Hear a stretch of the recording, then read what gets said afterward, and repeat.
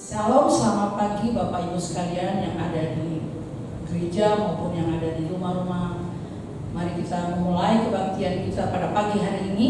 Saya jemput bangkit berdiri dan saya undang liturgos naik ke atas podium untuk kita memulai kebaktian pada pagi hari ini dan kita menaikkan pujian Kami Kumpul di Sini.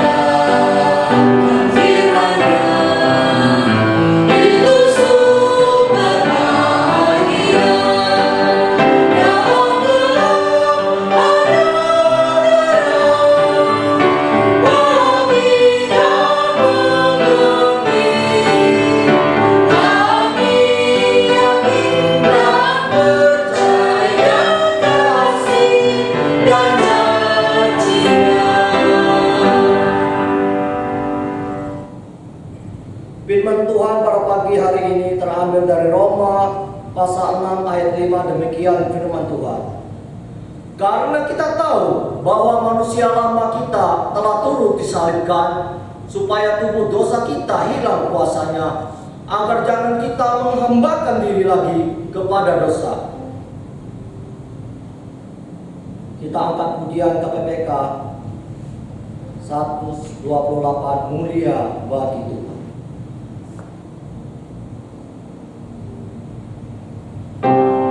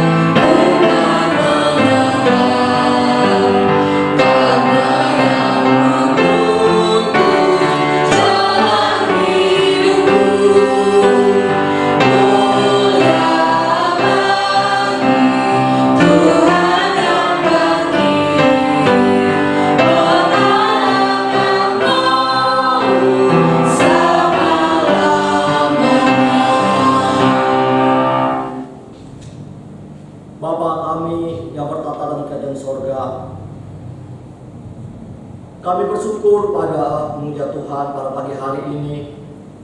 Engkau telah berkati kami. Tuhan, Engkau telah bangkit untuk kami. Tuhan yang hidup, yang menyertai kami sampai saat ini. Bapa di sorga, kami berdoa Tuhan untuk jamaat-Mu yang ada di rumah Tuhan. Engkau berkati mereka Tuhan. Engkau kuatkan mereka supaya kami sama-sama Tuhan berbakti memuji menyembah Engkau. Kami serahkan semuanya Tuhan dari pertama pertengahan ke akhirnya. Engkau pakai hamba-hamba-Mu yang melayani-Mu saat ini Bapa. Amin.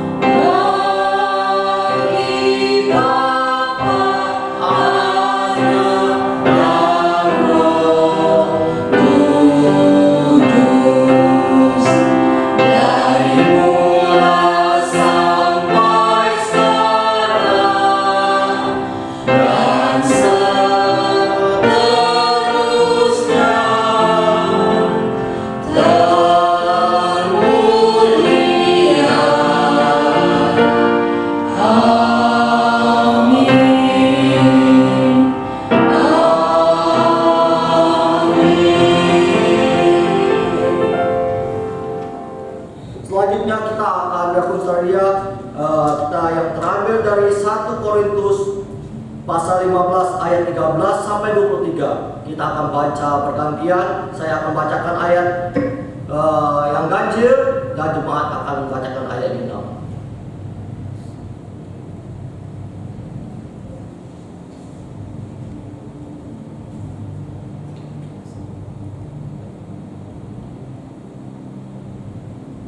Satu Korintus ayat 15 ayat 13 dan 50. Kalau tidak ada kebangkitan orang mati, maka Kristus juga tidak dibangkitkan. Tetapi andai kata Kristus tidak dibangkitkan, maka sia-sialah pemberitaan kami dan sia-sialah juga kepercayaan kamu. Lebih daripada itu, kami ternyata berdusta dan Allah, karena tentang Dia kami katakan bahwa Ia telah membangkitkan Kristus, padahal Ia tidak membangkitkannya. Kalau andai kata benar, maka orang mati tidak dibangkitkan. Sebab jika benar orang mati tidak dibangkitkan, maka Kristus juga tidak dibangkitkan. Ayat 17. Dan jika Kristus tidak dibangkitkan, maka sia-sialah kepercayaan kamu, dan kamu masih hidup dalam dosamu. Demikianlah binasa juga orang-orang yang mati dalam Kristus. Jikalau kita hanya dalam hidup ini saja menaruh pengharapan pada Kristus, maka kita adalah orang-orang yang paling malang dari segala manusia. Tetapi yang benar ialah bahwa Kristus telah dibangkitkan dari antara orang mati sebagai yang sulung dari orang-orang yang telah meninggal. Sebab sama seperti maut datang karena satu orang manusia, demikian juga kebangkitan orang mati datang karena satu orang manusia. Karena sama seperti semua orang mati dalam persekutuan dengan Adam, demikian pula semua orang akan dihidupkan kembali dalam persekutuan dengan Kristus. Ayat terakhir. Tetapi tiap-tiap orang menurut urutannya, Kristus sebagai buah sulung, sesudah itu mereka yang menjadi miliknya pada waktu kedatangannya. Amin. Selanjutnya kita akan KPPK nomor 142. Kini penuhi.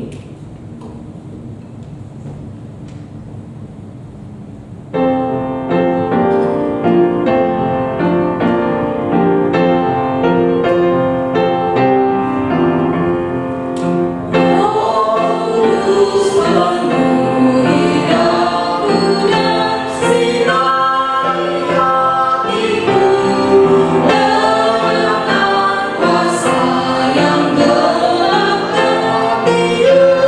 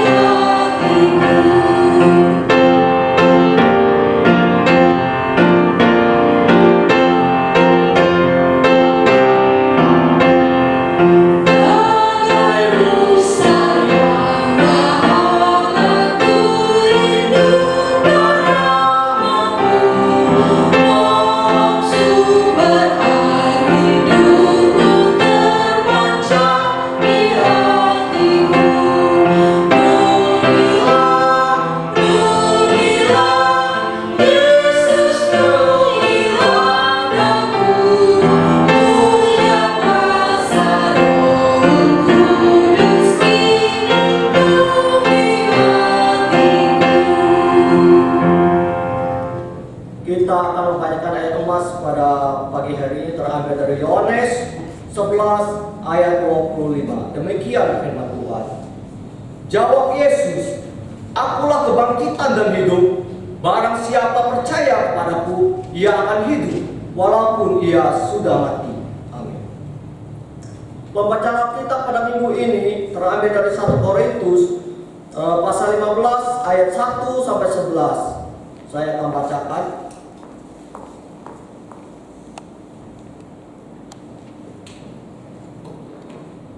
Dan sekarang saudara-saudara, aku mau mengingatkan kamu kepada Injil yang aku beritakan kepadamu dan yang kamu terima, dan yang di dalamnya kamu teguh berdiri. Oleh Injil itu kamu diselamatkan asal kamu teguh berpegang padanya, seperti yang telah kuberitakan kepadamu, kecuali kalau kamu telah sia-sia saja menjadi percaya.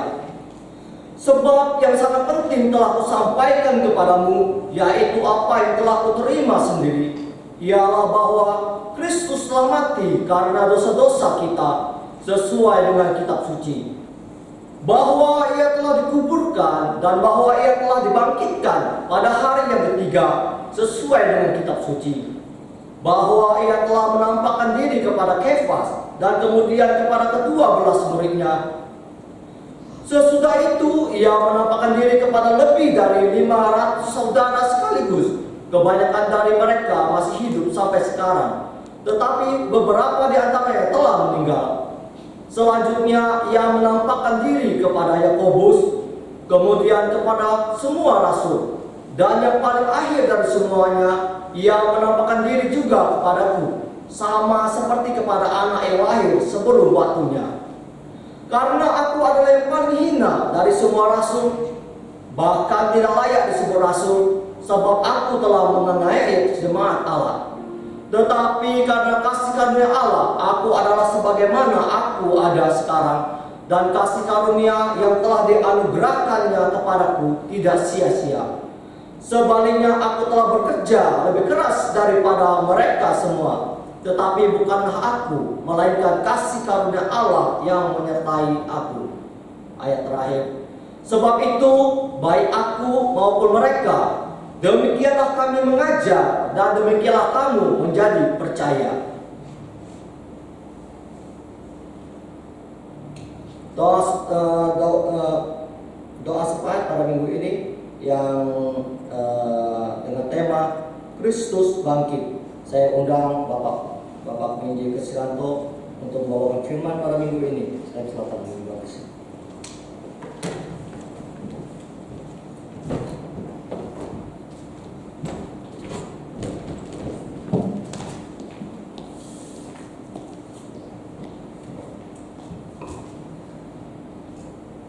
Shalom Bapak Ibu yang dikasihi Tuhan dan mengasihi Tuhan. Pagi hari ini kita dapat bersyukur dan masih menikmati kasih setia Tuhan di dalam kehidupan kita. Dan sebelum kita melanjutkan ibadah kita dan bahkan juga kita belajar firman Tuhan, saya mengajak Bapak Ibu, baik yang ada di rumah ataupun di mana saja, kita berdoa. Bapa kami yang kami panggil di dalam nama Tuhan Yesus, kami percaya dan meyakini betapa luar biasanya Tuhan dalam hidup kami. Engkau yang melihat kami yang penuh dengan dosa, yang penuh dengan ketidaksempurnaan, dan bahkan penuh dengan kecacatan. Pagi hari ini Tuhan datang kepadamu, merendahkan diri kami Tuhan, atas kasih pengampunan yang Kau beri bagi kami, anugerah yang sudah Kau berikan bagi kami ya Tuhan, supaya Engkau melayakkan kami. Terima kasih Bapak, terima kasih. Jika pagi ini kami masih dapat beribadah dengan baik melalui ibadah offline ini Tuhan, kiranya Tuhan menolong kami, memberkati kami di dalam setiap ibadah kami. Kami bersyukur Tuhan, masih Kau berikan waktu di tengah-tengah goncangan pandemi corona ini ya Tuhan. Engkau yang memberkati kehidupan kami, menyertai hidup kami, dan memberkati seluruh kehidupan kami, keluarga kami ya Tuhan. Demikian pula Tuhan kami berdoa untuk seluruh jemaat Tuhan yang ada.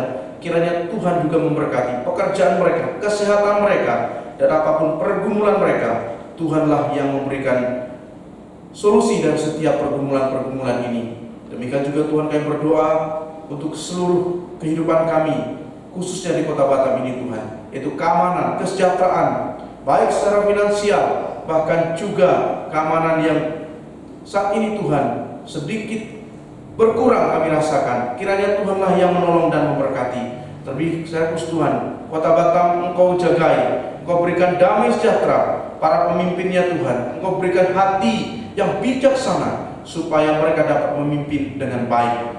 Terima kasih Bapak, terima kasih. Kami juga teringat akan pemimpin-pemimpin kami ya Tuhan, baik itu presiden, para menteri, dan bahkan mereka yang ada di pemerintahan paling bawah Tuhan, baik RT/RW juga Tuhan berkati. Terima kasih Bapak, terima kasih. Kami juga berdoa untuk seluruh pengurus gereja, hamba-hamba Tuhan, khususnya di gereja GAPI Philadelphia. Tuhan juga memberkati mereka. Berikan kesatuan hati, berikan juga rasa mengasihi satu dengan yang lain. Karena hari ini ya Tuhan, Engkau sudah bangkit bagi kami. Oleh sebab itulah kebangkitan menandakan ada permulaan baru, ada pengharapan baru di dalam kehidupan kami. Terima kasih Bapak, terima kasih. Kami juga berdoa Tuhan untuk gereja ini. Biarlah kiranya Tuhan Engkau yang terus menyertai, memberkati, dan membangun gereja ini Tuhan. Baik secara pribadi, kami gereja yang tidak kelihatan, dan gedung ini ya Tuhan, yang juga Tuhan pakai untuk memuliakan nama-Mu.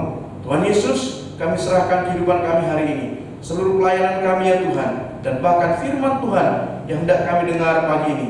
Berkati hamba-Mu ya Tuhan, berkati bibir lidah hamba-Mu ya Tuhan, urapi dengan Roh-Mu yang kudus, sehingga firman-Mu tidak percuma. Demikianlah hidup kami Tuhan, kami serahkan ke dalam tangan Tuhan. Engkau yang berkarya, Engkau yang berotoritas dalam hidup kami. Di dalam nama Yesus kami berdoa bersyukur. Amin. Saya selamat pagi Bapak Ibu yang dikasihi Tuhan. Apa kabar?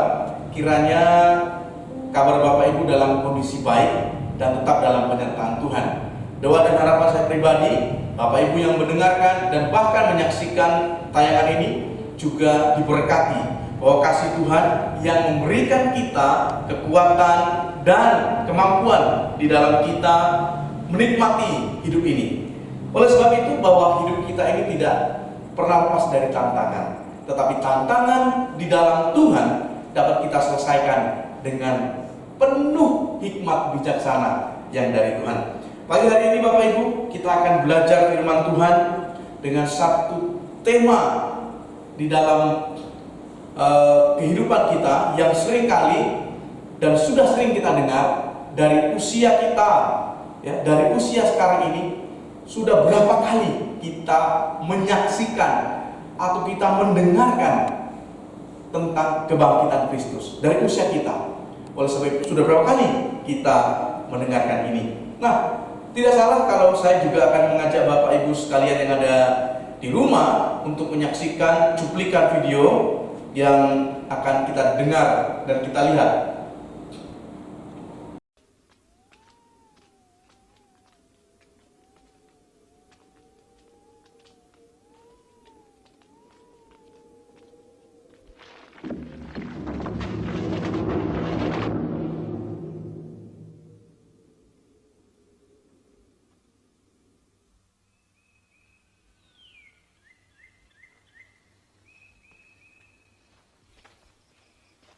Pada hari Minggu pagi-pagi benar, perempuan-perempuan itu pergi ke kubur dengan membawa rempah-rempah.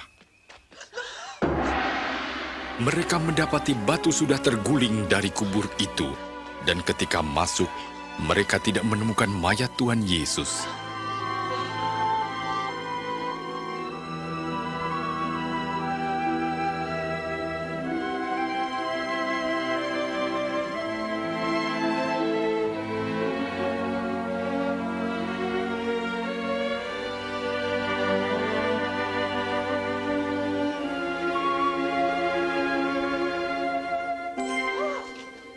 Mengapa kamu mencari Dia yang hidup di antara orang mati? Ia tidak ada di sini. Ia telah bangkit, seperti yang telah dikatakannya ketika di Galilea, bahwa Anak Manusia harus diserahkan ke tangan orang-orang berdosa, disalibkan, dan akan bangkit pada hari yang ketiga.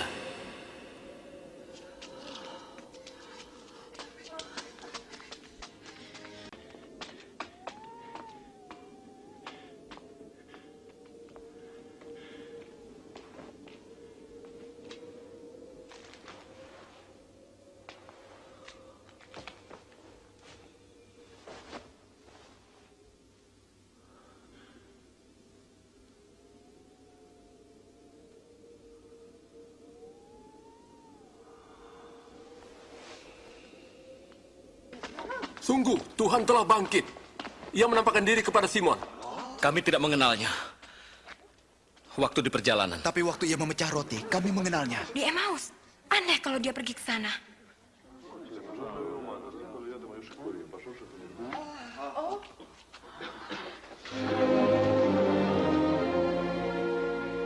Damai sejahtera bagimu.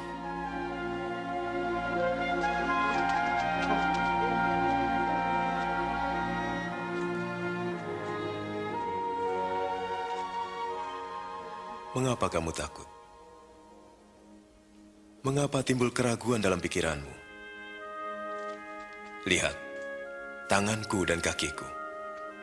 Aku sendirilah ini. Rabalah, kau akan tahu. Karena hantu tidak mempunyai daging dan tulang seperti yang ada padaku. Inilah perkataanku yang telah kukatakan kepadamu. Semua yang tertulis tentang aku dalam Taurat Musa, kitab Nabi-Nabi dan kitab Mazmur harus digenapi. Seperti tertulis, Mesias harus menderita dan bangkit dari antara orang mati di hari ketiga. Dan dalam namanya, berita tentang pertobatan dan pengampunan dosa harus disampaikan kepada segala bangsa, mulai dari Yerusalem. Kamu adalah saksi dari semuanya. Dan aku akan mengutus Roh Kudus bagi kamu. Tapi kamu harus tinggal di Yerusalem sampai saat kamu menerimanya.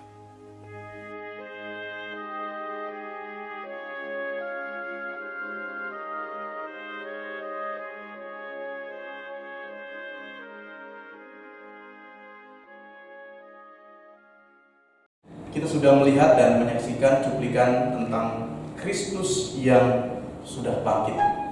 Dan hari ini kita sudah melihat Kristus sudah bangkit. Dia bangkit untuk siapa?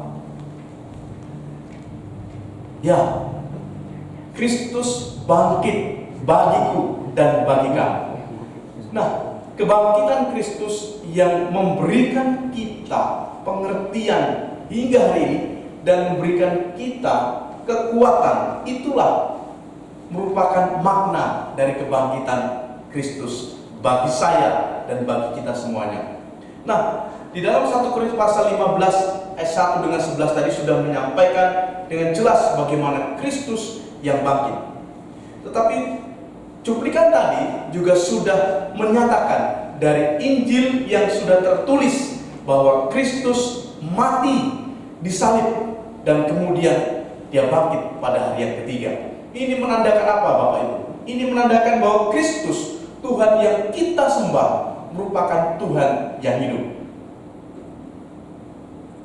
Nah, kematian Kristus ditandai dengan salib ini. Nah, salib Kristus menyingkapkan keburukan dosa kita, sekaligus menyatakan keagungan Allah di dalam kehidupan kita. Saya dan Bapak Ibu adalah orang-orang yang berdosa. Kita akui.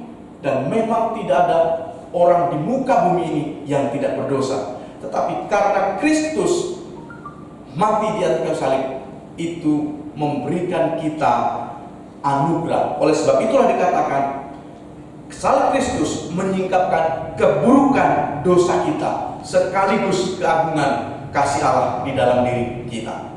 Nah, hal ini menandakan bahwa kasih Kristuslah yang memampukan saya dan Bapak Ibu, dan mau hari ini dan hingga detik ini kita tetap percaya di dalam kasih Tuhan. Nah, selanjutnya Bapak Ibu, di dalam 1 Korintus ini mengajarkan kita satu kata, yaitu tentang pengertian kita tentang Tuhan, atau biasa disebut dengan teologi. Tetapi teologi ini berbicara tentang teologi tentang salib yang sangat dalam, mencapai pada puncaknya, pada pengakuan yang begitu indah, Bapak Ibu. Tentang apa? Tentang kebangkitan Kristus dan pengharapan kebangkitan semua orang percaya. Berada di dalam Dia tidak hanya menentukan keadaan orang Kristen, tetapi juga masa depannya, Bapak Ibu. Masa depan saya, masa depan kita semua ada di tangan Tuhan, ada di dalam kendali Tuhan, ada di dalam penyertaan Tuhan. Inilah yang seharusnya kita percayai, Bapak Ibu. Ini yang harus kita pegang. Percaya kepada Tuhan dan menikmati kasih setia Tuhan bukan berarti bahwa hidup kita tanpa beban. Oleh sebab itu dikatakan di dalam 1 Korintus 15 Rasul Paulus menyatakan dengan tegas, dan sekarang saudara-saudara, aku mau mengingatkan kamu kepada Injil yang aku beritakan kepadamu dan yang kamu terima dan yang ada di dalamnya kamu teguh berdiri. Keyakinan kita, kepercayaan kita merupakan hasil dari penyertaan, bahkan penyampaian dari firman dan pengetahuan kita tentang Injil. Oleh sebab itu Rasul Paulus menyatakan, aku mengingatkan kamu kepada Injil yang aku beritakan kepadamu dan yang kamu terima di dalamnya. Nah, saya mencatat beberapa hal tentang pernyataan dari seorang teolog besar yang saya catat, yaitu John Owen mengatakan demikian. Kematian yang menghidupkan menjelaskan ada dua tindakan historis yang dilakukan oleh Kristus. Yang pertama, pengorbanannya di masa lalu. Kemudian, dan pengantarannya di masa yang sekarang. Apa maksudnya Bapak Ibu dikasih Tuhan? Pengorbanan di masa lalu, dia sudah melakukan tugas dan tanggung jawabnya sebagai seorang yang harus menanggung apa yang seharusnya kita tanggung. Di masa lalu berbicara tentang bagaimana Kristus pada waktu itu memberikan dirinya, memberikan nyawanya kepada kita. Dia mengorbankan hidupnya untuk saya yang berdosa ini. Oleh sebab itulah dia mengorbankannya di masa yang lalu. Dan pada masa sekarang ini dia merupakan pengantara untuk kita. Dia mewakili kita untuk mendapatkan apa? Untuk mendapatkan kemampuan kita untuk bisa berdekat, bahkan mendekatkan diri kita kepada Tuhan. Oleh sebab dikatakan di dalam Ibrani pasal 9 ayat 11 sampai dengan 14 berkata, betapa lebihnya darah Kristus. Betapa lebihnya darah Kristus dalam pengorbanannya memberikan kita pengantara. Korban yang seharusnya pada waktu itu kita berikan adalah korban sembelihan atau bahkan kita sendiri dikorbankan. Tetapi karena Kristus yang mati bagi saya dan bagi kita semua yang berdosa ini. Oleh sebab itu, tindakan historis Kristus ini menyatakan bahwa dialah yang menanggung seluruh dosa-dosa kita, pelanggaran-pelanggaran kita. Di dalam cuplikan film tadi, kita bisa lihat bagaimana nubuatan para nabi dinyatakan, dan itu sudah digenapi di dalam Kristus. Nah, untuk mengenal beberapa hal tentang keselamatan Bapak Ibu, rasanya tidak abdul kalau kita hanya melihat bentuk dari kebangkitan dan bahkan kematian Kristus. Lalu apa maknanya kalau tidak ada kata keselamatan di sini? Nah, mungkin Bapak Ibu baru saja mendengar kalimat ini yang dikatakan tentang sozomenos, sezomenos, sotezomenos. Bingung apa itu maksudnya? Nah, ini berkaitan dengan bahasa Yunani yang berarti tentang keselamatan Bapak Ibu. Keselamatan yang seperti apa yang kita lihat dan kita juga rasakan? Yang pertama,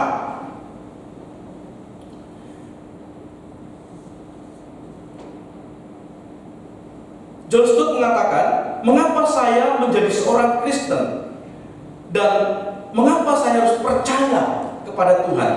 Yang pertama, tadi dikatakan, saya telah diselamatkan pada masa lalu dari hukuman dosa oleh juru selamat yang tersalib.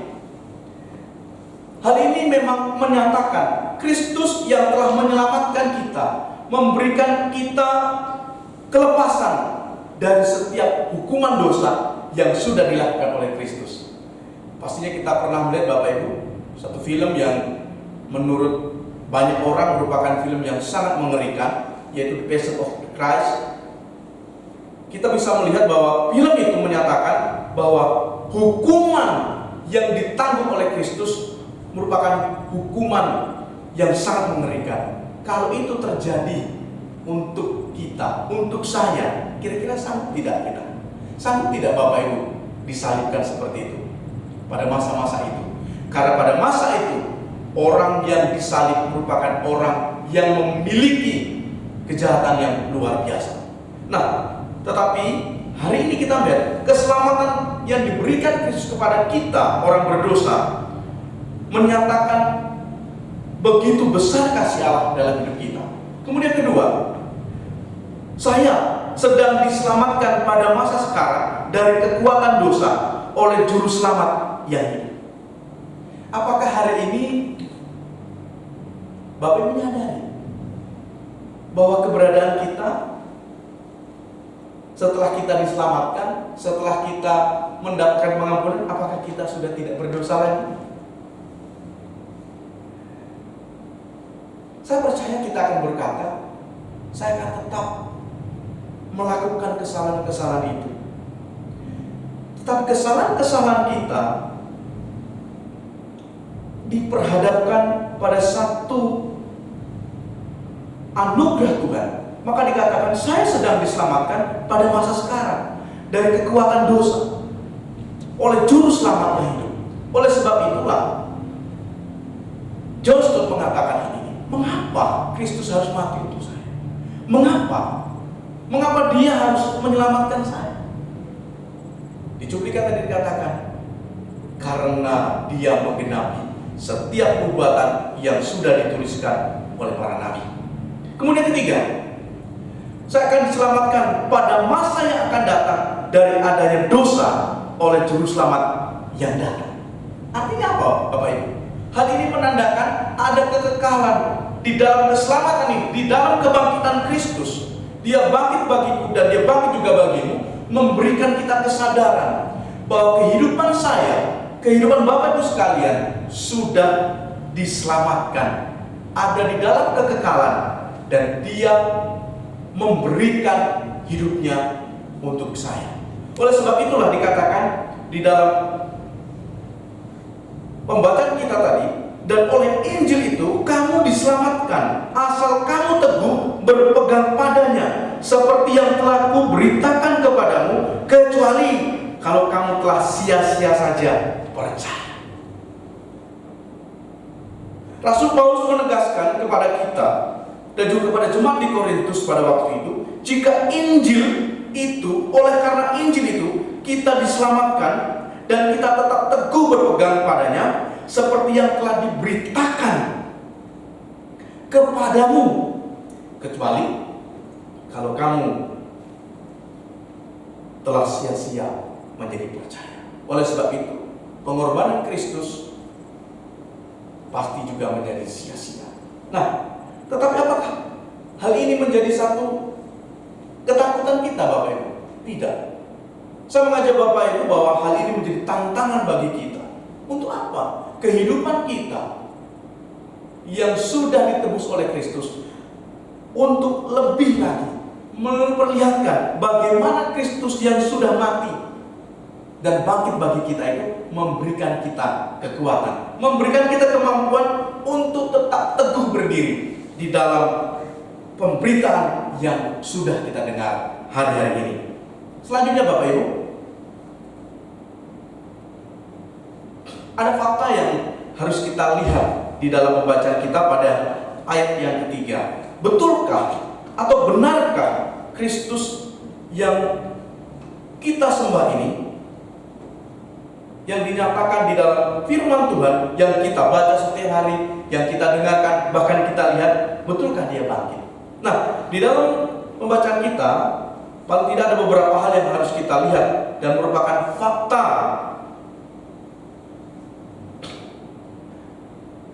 tentang kebangkitan Kristus. Yang pertama, Kristus telah mati karena dosa kita sesuai dengan kitab suci. Itu yang pertama. Kitab suci sudah mengatakan, pada yang dikatakan, sebab yang sangat penting telah kusampaikan kepadamu, yaitu apa yang telah kuterima sendiri, ialah bahwa Kristus telah mati karena dosa-dosa kita. Kristus telah mati karena dosa-dosa kita. Hal ini sudah dinyatakan di dalam kitab suci ini. Kemudian pada ayat keempat, ia telah dikuburkan, ia telah dibangkitkan pada hari yang ketiga, sesuai dengan kitab suci pula. Kemudian menampakkan diri kepada Kefas dan 12 murid, menampakkan kepada 500 saudara sekaligus, dan diantaranya masih hidup saat Paulus menulis hal ini. Ya, kemudian Yakobus kepada semua rasul, kemudian terakhir kepada Paulus. Nah, Bapak Ibu dikasih Tuhan, fakta ini memberikan kita satu pernyataan demikian, jika Kristus telah mati karena dosa kita sesuai dengan kitab suci, oleh sebab itulah Yesus disalibkan, memberikan kita kekuatan, memberikan kita pernyataan Kristus yang sudah mati karena disalib kemudian bangkit, memberikan kita sesuatu hal yang tidak dapat dimiliki oleh orang yang tidak mengenal Tuhan. Oleh sebab itulah Ia telah dikuburkan, Ia telah dibangkitkan pada hari yang ketiga. Dan jelas tidak ada orang yang dikuburkan kalau dia tidak mati. Apakah ada Bapak Ibu orang yang tidak mati lalu dikuburkan? Pernah saya melihat satu tontonan di salah satu televisi, memang ada orang yang main sulap atau pemain sulap memang pernah melakukan ini, tetapi tidak seperti yang dilakukan Kristus ketika dia mati di kayu salib. Para pesulap bisa saja dia dikuburkan hidup-hidup, tapi tidak dikubur setelah dia mati kemudian bangkit, bukan? Tapi kita lihat Kristus yang dikuburkan menyatakan dia memang sudah mati. Memang banyak orang akan menyangkal ini. Yesus tidak mati, Yesus dibius, Yesus pingsan. Dan Alkitab juga mencatat bahwa para imam dan prajurit juga bersekongkol untuk menyatakan bahwa Kristus tidak bangkit, tapi mayat yang dicuri oleh para murid. Nah, tapi Paulus memberikan kita ketegasan iman yang menyatakan demikian. Dia menampakkan diri kepada Kefas dan selanjutnya menyatakan ini kepada Paulus. Secara jelas Paulus memang bukan murid secara langsung, tetapi Paulus dipanggil secara khusus untuk menyatakan firman Tuhan, menyatakan bahwa kasih Tuhan, bagaimana kasih Tuhan itu dinyatakan di dalam kehidupannya. Nanti kita akan lihat Bapak Ibu, apa makna kebangkitan di dalam Kristus bagi saya dan bagi kita semua yang ada di dalam Tuhan. Nah, Paulus menegaskan bahwa Kristus sudah bangkit. Kebangkitan Kristus mengubah kehidupan para murid. Apa yang berubah? Paradigmanya. Penegasan ini menyatakan bahwa Kristus ini bangkit dan Dia memberikan perubahan-perubahan di dalam orang yang sudah percaya kepada Tuhan. Pekerjaan dikerjakan tidak sia-sia. Kenapa? Karena Kristus juga telah bangkit. Nah, Bapak Ibu, dikatakan di dalam pembacaan kita tadi juga bahwa apa yang dilakukan oleh para murid Yesus, para rasul ini, tidak ada yang sia-sia. Apa yang sudah disampaikannya, apa yang sudah diwartakannya, merupakan warta sukacita. Oleh sebab itu, inti dari Injil yang kita dengar tiap hari merupakan inti dari kematian, kebangkitan, dan kenaikan Kristus. Tapi berita utamanya inilah yang memberikan kita kekuatan, Bapak, kemampuan untuk kita hidup hingga hari ini, dan kita tetap meyakini Kristus yang telah menggantikan kita dari dosa. Untuk apa? Untuk mengubah setiap karakter dalam hidup kita. Kok bisa?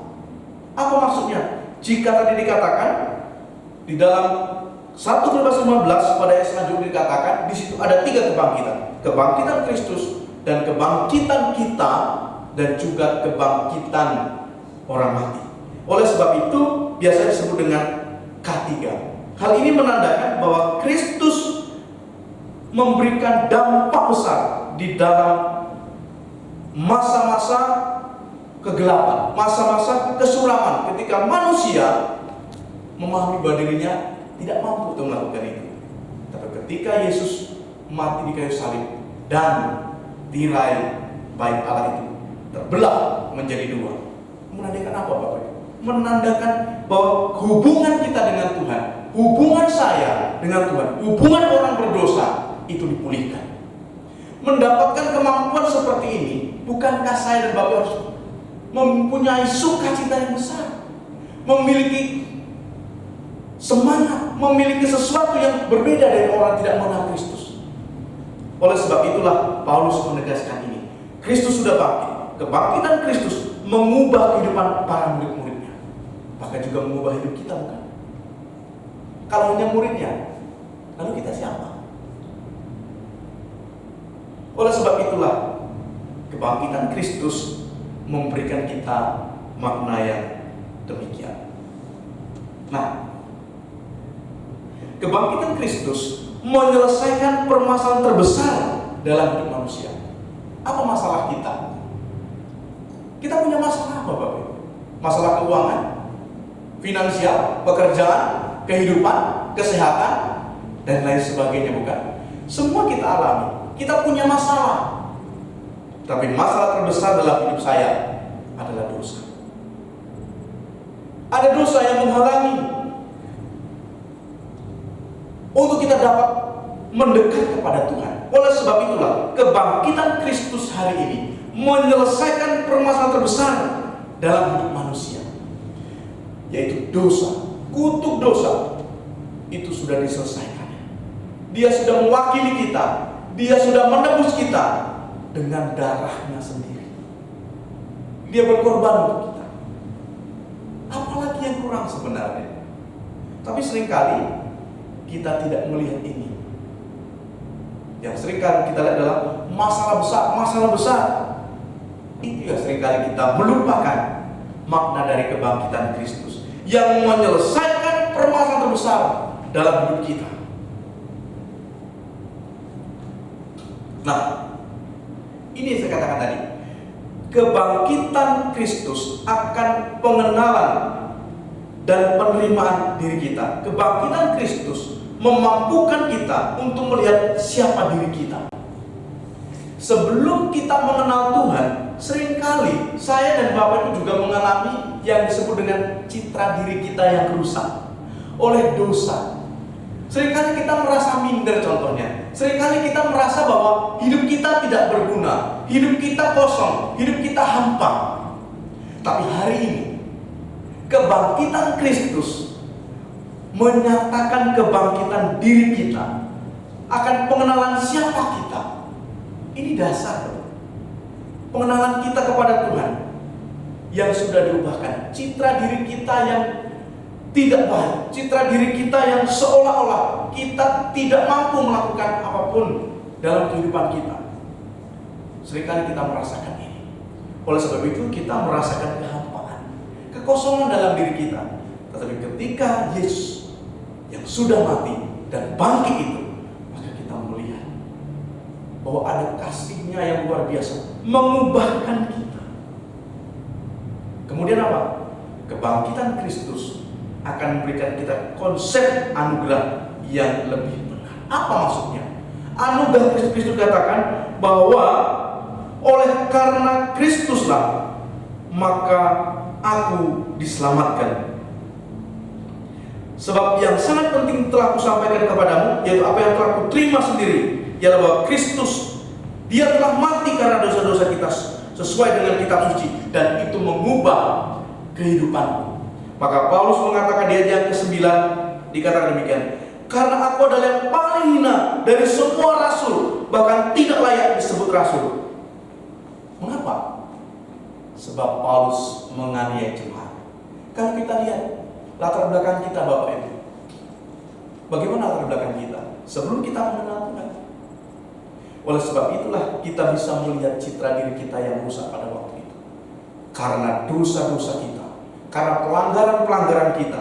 Oleh sebab itulah kebangkitan yang memberikan kita konsep yang benar tentang hidup kita. Kemudian apa lagi?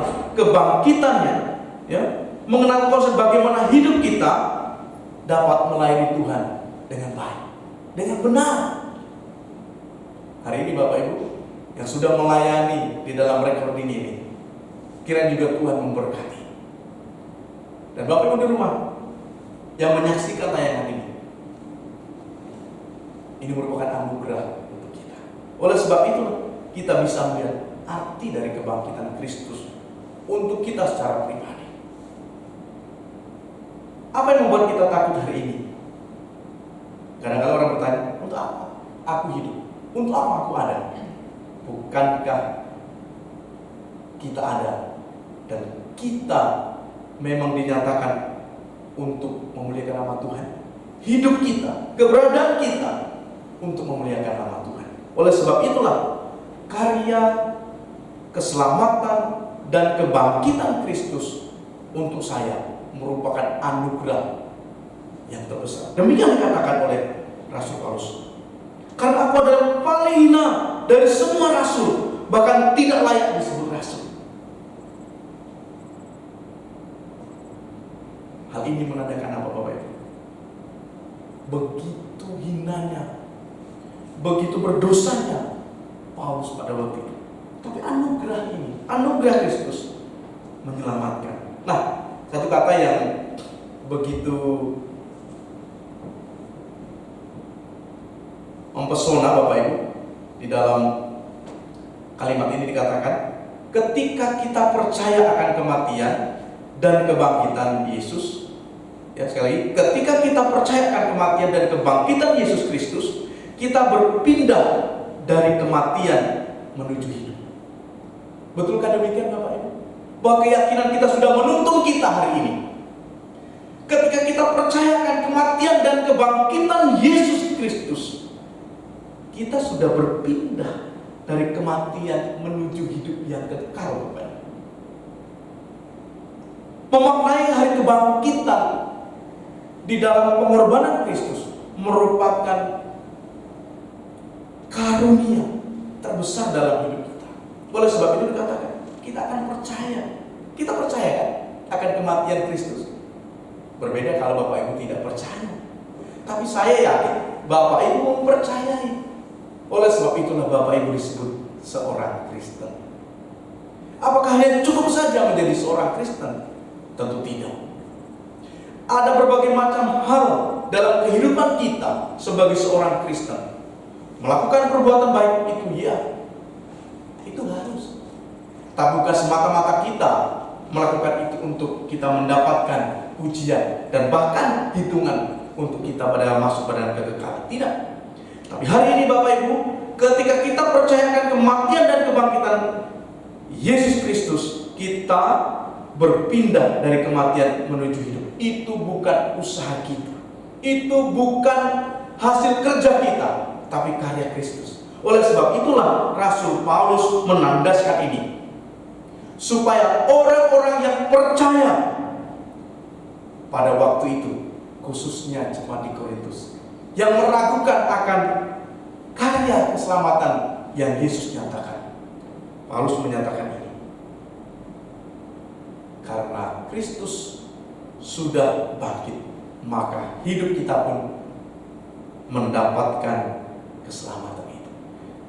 Toh itu hanya cerita saja, hanya sejarah saja, mitos, bisa saja orang berkata. Tapi hari ini Bapak Ibu, kita akan lihat, dunia sudah menyatakan, Alkitab sudah menuliskan, dan apa yang dituliskan oleh Alkitab atau firman Tuhan yang kita baca, kita bisa lihat bagaimana hari-hari ini Bapak Ibu. Siapa dapat menyelamatkan keberadaan kita? Siapa menyelamatkan dunia dari rencana besar ini? Dan kita sebagai anak Tuhan, bagaimana kita menghadapinya? Apakah kita juga akan merasa ketakutan Bapak Ibu? Apakah kita juga merasa bimbang dengan keberadaan kita? Hari ini firman Tuhan memberikan kita kekuatan. Kenapa? Kata iman ini Bapak Ibu. Ya, iman ini. Karena kebangkitan Kristus dari antara orang mati menjadi dasar iman yang kuat dan pengharapan yang teguh dalam dogmatika Kristen. Kenapa ini perlu saya sampaikan Bapak Ibu? Hal ini mengingatkan kita kepada apa yang sudah disampaikan Bapak-bapak gereja terdahulu, bahwa kebangkitan Kristus dari antara orang mati menjadi dasar iman kita yang kuat dan pengharapan yang teguh di dalam pengajaran kita. Ini penting Bapak Ibu. Seringkali kita berbicara tentang iman. Oh, dalam Ibrani didefinisikan, iman adalah bukti dari segala sesuatu yang tidak terlihat, tetapi ada buktinya. Tidak terlihat, tapi ada buktinya. Kalau kita mau sedikit berkelakar Bapak Ibu, bukankah virus corona ini juga tidak kelihatan? Bukankah virus ini juga tak tampak oleh mata kita? Tapi kenapa kita juga takut? Kita khawatir. Bahkan seluruh dunia juga goncang. Dan kita lihat dari apa yang tidak terlihat. Deretan peti mati, kuburan massal, rumah sakit penuh. Ini memperlihatkan bukan? Sesuatu yang tidak terlihat tetapi nampak. Demikianlah iman yang dinyatakan dalam hidup kita, merupakan pondasi dasar kepercayaan kita. Kebangkitan Kristus, ya, dari kematiannya, kebangkitannya hingga kenaikannya kelak. Dan hari ini memang dia sudah naik, Bapak Ibu. Bukan salah. Dia sudah ada di surga. Dia sudah menyiapkan tempat untuk kita yang percaya. Mengapa kita masih ragu? Oleh sebab itulah saya katakan, kebangkitan Kristus dari antara orang mati menjadi dasar iman yang kuat dan pengharapan yang teguh. Sia-sia bukan kalau kita sebagai orang percaya tidak punya pengharapan. Kita memang orang yang percaya, orang Kristen. Apakah cukup itu? Kita juga kan tidak. Saya pun juga tidak. Kalau saya hanya percaya saja bahwa seorang Kristen, itu sia-sia. Tapi kepercayaan kita ada pengharapan. Pengharapan, pondasi sudah diberikan kepada kita. Bukankah dasar itu adalah pondasi? Apa pondasinya? Iman, Bapak. Kebangkitan inilah yang memberikan kita pondasi yang teguh, supaya kita berpegang teguh dengan janji Tuhan. Nah, dengan demikian, kebangkitan Kristus yang biasanya didengarkan, didengungkan menjadi doktrin. Saya kira saya tidak salah untuk menyampaikan ini, Bapak Ibu ya. Saat ini doktrin ini biasanya bahasa ini dipakai untuk orang-orang yang sekolah teologi. Tapi tidak salah jika Bapak Ibu juga mendengar kata ini. Atau Bapak juga sering mendengar kata doktrin atau ajaran yang sangat penting di dalam iman Kristen atau di dalam kekristenan ini, Bapak Ibu. Dikatakan tadi, jika Kristus tidak bangkit, maka sia-sialah apa yang disampaikan, apa yang diwartakan. Maka tidak ada kabar sukacita di dalam berita Injil ini. Yang ada apa, Bapak Ibu?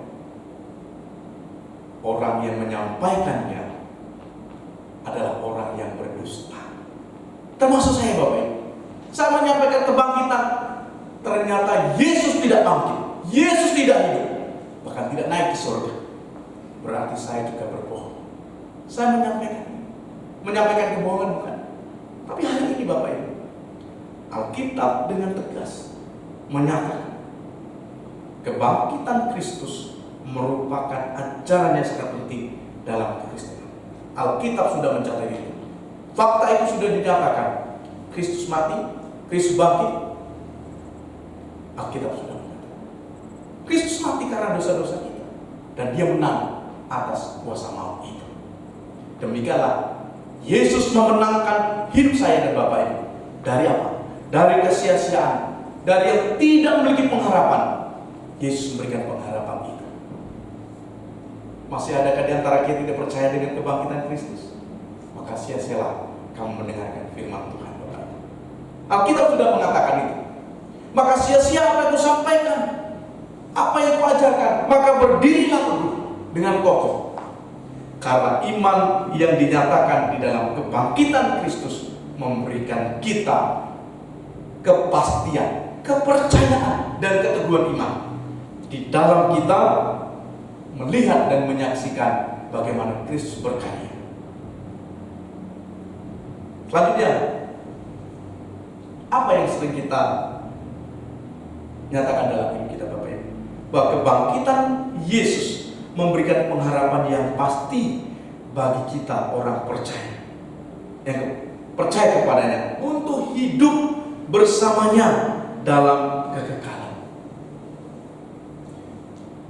Maka Yesus tadi mengklaim salah satu pernyataan demikian di dalam ayat emasnya, di dalam Yohanes pasal 11 ayat 25. Akulah kebangkitan dan hidup.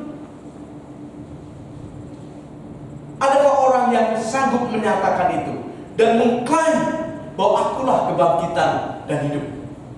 Ada? Saya kira tidak ada. Orang terkenal macam apapun, nabi besar apapun, tidak akan pernah dia berani berkata, akulah kebenaran, akulah jalan kebenaran dan hidup. Tidak dapat orang akan datang kalau tidak melalui Yesus. Oleh sebab itu kebangkitan Yesus memberikan pengharapan yang pasti. Perhatikan Bapak Ibu. Kebangkitan Yesus memberikan pengharapan yang pasti bagi kita. Tidak ada moga-moga, tidak ada kemungkinan, tapi pasti. Apakah Bapak Ibu sudah pasti? Seringkali kita ditanya, kalau Bapak Ibu mati, apakah yakin masuk surga? Seringkali kita dengar itu kan? Saya mau katakan ini Bapak Ibu, bagi kita yang percaya, kebangkitan Yesus memberikan pengharapan yang pasti bagi kita, orang yang percaya kepadanya, untuk hidup bersamanya dalam kekekalan. Apa maksudnya dalam kekekalan? Tubuh kita yang fana ini, tubuh kita ini akan hancur, tapi tubuh kemuliaan kita akan ada bersama-sama dengan Kristus. Itu janji Tuhan untuk saya dan Bapak Ibu sekalian. Oleh sebab itu, kepastian ini memberikan kita keberanian dan keyakinan untuk menyatakan Yesus yang kita sembah, Yesus yang kita ikut sekarang ini adalah Dia yang. Oleh sebab itu, kita akan lihat. Mari kita lihat pernyataan ini. Kira-kira setuju atau tidak Bapak Ibu dengan pernyataan ini? Karena Kristus hidup, kita juga akan hidup. Karena Kristus hidup, kita juga akan hidup. Bagaimana kalau pemimpin kita, bagaimana kalau leader kita yang kita ikuti, dia mati, lalu kita masih percaya? Tapi hari ini Bapak Ibu, perhatikan baik-baik. Engkau yang ada di rumah, perhatikan ini. Karena Kristus hidup, kita juga akan hidup. Kita kan juga akan mati.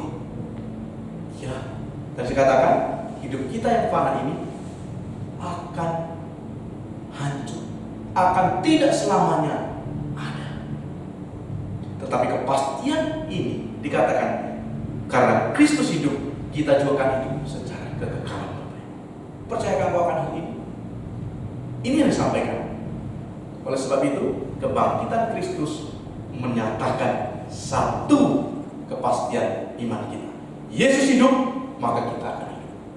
Tidak ada yang sia-sia di dalam Kristus. Nah, yang terakhir Bapak Ibu, dikatakan demikian, Dia harus mati untuk mengalahkan maut dan membayar tebusan untuk kita semua, telah bangkit dan menang. Dialah yang harus makin besar dan kita harus makin kecil. Kebangkitan Kristus membawa kita melihat bahwa pengorbanan Kristus, pernyataan di kayu salib, Dia sudah menyatakan dengan seruan-seruannya, dan Dia melihat kita tidak mampu untuk melakukan. Dia yang harus mati untuk mengalahkan maut dan membayar tebusan untuk kita semua, telah bangkit dan menang. Hari ini Kristus sudah bangkit dan Dia sudah menang. Menang tahu? Ada pengharapan di dalam Kristus. Ada kekuatan yang baru, ada kehidupan baru bersama Kristus. Oleh sebab itu, di dalam Kristus ada pengharapan. Di dalam Kristus ada keberanian, ada kekuatan untuk menghadapi setiap tantangan yang ada. Bukan berarti kalau kita sudah percaya Yesus, wah kalau gitu saya menantang. Tidak. Tapi tantangan, masalah itu tetap ada, dan kita bisa menghadapinya dengan cara-cara yang lebih bijak. Ada kekuatan, maka dikatakan pada ayat yang ke-11 dikatakan, sebab itu baik aku maupun mereka, demikianlah kami mengajar, dan demikianlah kamu menjadi percaya. Rasul Paulus menyatakan ini kepada jemaat di Korintus. Ada sesuatu yang harus kita ajarkan, ada sesuatu yang kita sampaikan. Sebab itu, baik aku maupun mereka, demikian kami mengajar demikian. Hari ini, firman Tuhan ini yang mewartakan kebangkitan Kristus, menandakan keselamatan yang sudah dinyatakan, dan itu dinyatakan di dalam firman-Nya, membawa kita untuk tetap hidup, untuk percaya kepada apa yang Kristus nyatakan bagi kita. Dunia boleh saja bergoncang, kehidupan kita boleh saja susah, kita boleh mengalami banyak pergumulan, tapi lihatlah, Dia yang harus makin besar dan kita harus makin kecil. Artinya apa? Kehidupan kita sudah selayaknya untuk melayani Tuhan. Mungkin kata ini sebagai kata-kata yang sering kali kita dengar, kamuflase mungkin. Tapi hari ini Bapak Ibu, kebangkitan Kristus menandakan kita sudah dimenangkan. Kebangkitan Kristus sudah mengubah paradigma kita. Apa yang diubah? Seluruh keberadaan hidup kita Bapak Ibu. Jika kau sudah lahir baru, maka kamu juga sudah mendapatkan karakter sebagai orang yang lahir baru. Masalah akan tetap ada? Ya. Tapi kita dapat menyelesaikannya dengan kasih Tuhan. Kita dapat melakukannya karena Kristus bangkit bagi kita. Ayat 12 berkata demikian. Jadi bila mana kami beritakan bahwa Kristus dibangkit dari orang mati, bagaimana mungkin ada di antara kamu yang mengatakan bahwa tidak ada kebangkitan di antara orang mati? Tapi hari ini Bapak Ibu, kita mau lihat Kristus yang sudah bangkit memberikan kita iman kepastian, keyakinan yang teguh di dalam kepercayaan kita.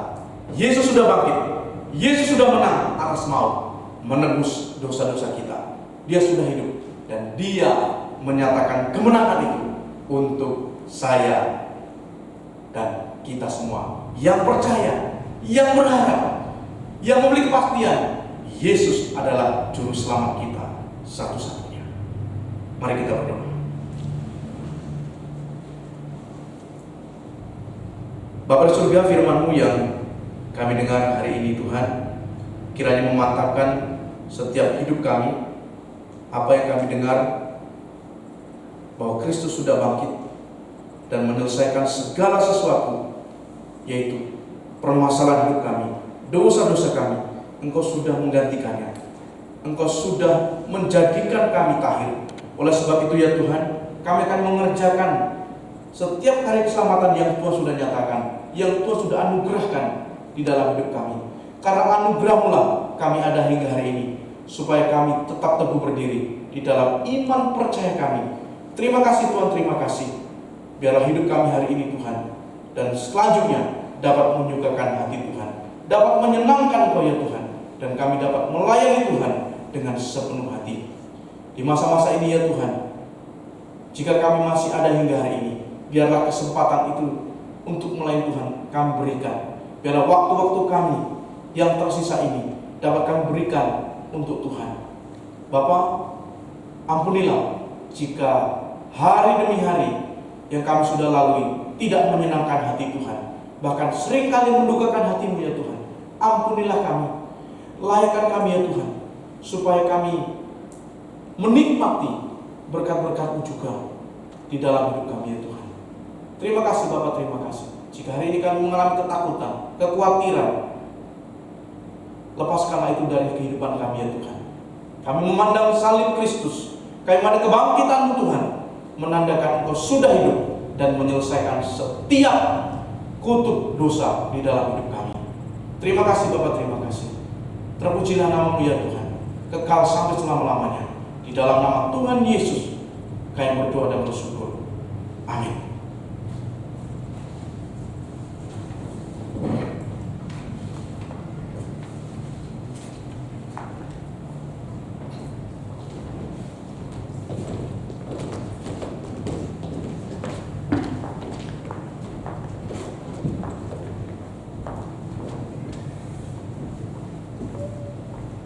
kita telah mendengarkan firman Tuhan yang indah pada Paskah pagi hari ini. Tuhan kita telah mati untuk menebus dosa kita, tapi sekarang Tuhan Yesus telah bangkit. Maka kita tidak perlu takut masalah persoalan boleh datang, tapi Tuhan kita adalah Tuhan yang hidup, bukan Tuhan yang mati. Kita sebentar akan memberikan persembahan buat Tuhan. Nanti persembahan akan dibawakan oleh Ibu Adisti. Kita angkat pujian KPPK 133 karena Dia hidup.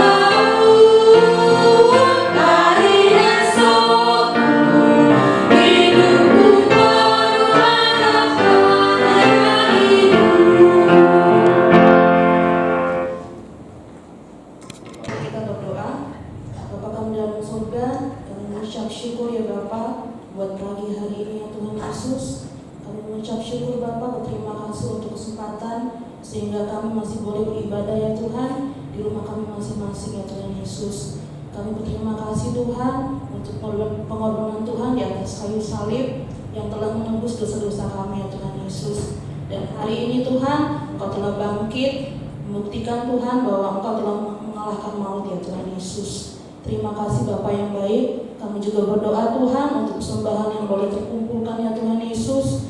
Kiranya Engkau memberkati dan juga Tuhan persembahan ini boleh menjadi berkat untuk pelayanan Tuhan di tempat ini ya Tuhan Yesus. Terima kasih ya Bapa, terpujilah nama Tuhan, di dalam nama Tuhan Yesus Kristus kami sudah berdoa. Haleluya, amin. Selanjutnya kita akan mendengarkan warta gereja pada minggu ini. Saya akan bacakan untuk jemaat. Yang pertama, segenap pengurus dan hamba Tuhan mengucapkan selamat datang kepada semua jemaat yang beribadah online bersama kami pagi ini. KTP Rabu tanggal 15 April 2020 akan diadakan di gereja. Yang ketiga, Paskah kita akan diadakan Minggu 12 April 2020 online. Harap semua petugas datang. Rekaman Kamis 9 April jam 16.30 with on time. Persembahan bisa lewat transfer ke rekening Yayasan Filandelfia atau kumpul tabung dulu waktu datang gereja Baru Kasih. Minggu depan akan diadakan perjamuan kudus yang akan dipimpin oleh pendeta Suwandi di gereja. Kita akan tutup ibadah kita pada pagi hari ini. Kita akan angkat pujian KPPK nomor 134 Terus Hidup. Selanjutnya doa penutup akan dibawakan oleh Evangelis Kristianto. Nanti bait ketiga saya undang Pak Kristianto untuk maju ke mimbar.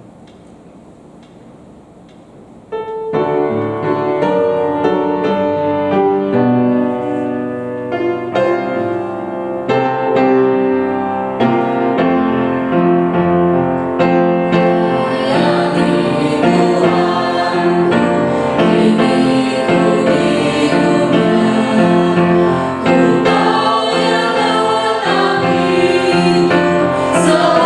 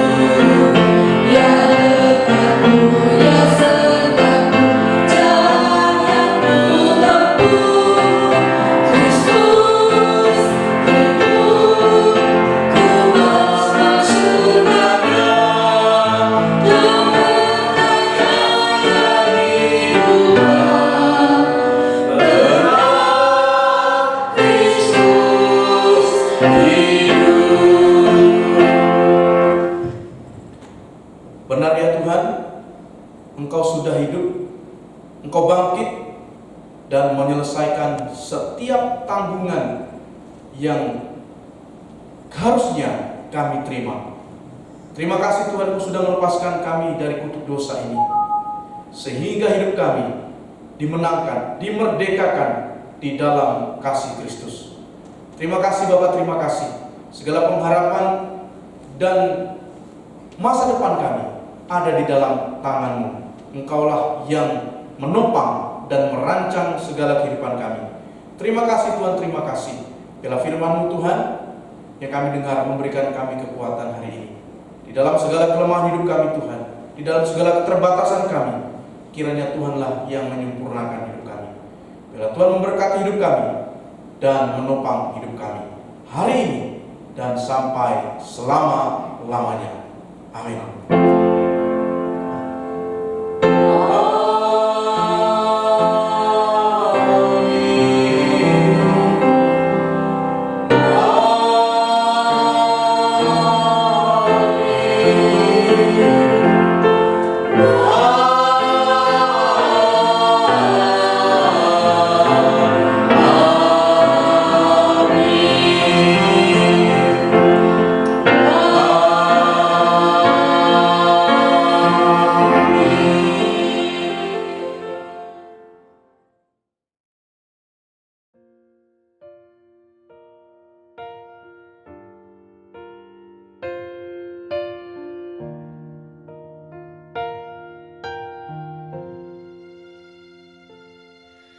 When darkness veiled the sky, the day that Jesus died, in agony upon the bitter cross,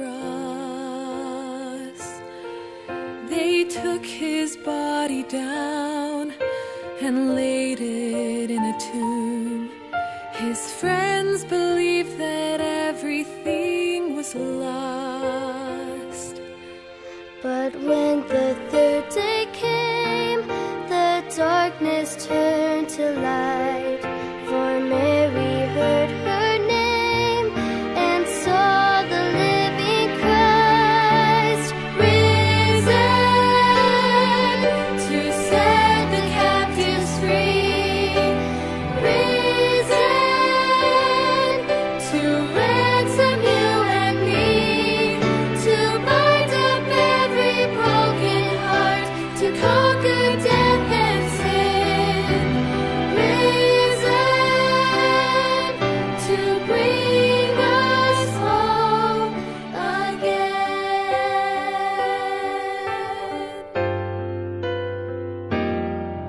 And in that barren place, the world forever changed. For hope was born when Jesus rose that day.